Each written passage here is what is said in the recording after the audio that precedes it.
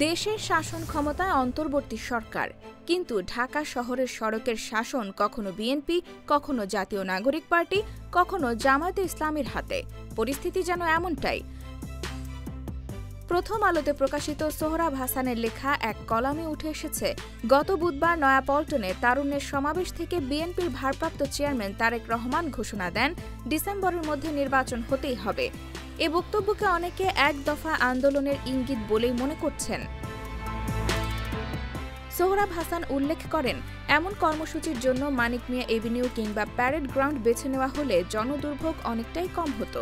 বিএনপির এক কেন্দ্রীয় নেতা জানান, তারা ডিএমপিকে চিঠি দিয়ে 15 লাখ মানুষের জমায়েতের কথা জানিয়েছিলেন। তবে কোনো বিকল্প সময় বা ভেন্যু নিয়ে পুলিশের পক্ষ থেকে কোনো পরামর্শ দেওয়া হয়নি। তার মতে, আওয়ামী লীগ সরকারের সময় ডিএমপি সাধারণত কিছু না কিছু জানাতো, কিন্তু অন্তর্বর্তী সরকারের আমলে তা হয়নি।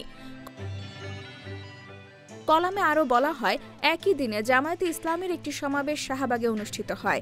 এতে সকাল থেকেই রাজধানীতে যান চলাচলের প্রভাব পড়ে। পরে বিএনপির সমাবেশ দুপুরের পর যানজটকে আরও চরমে নিয়ে যায়।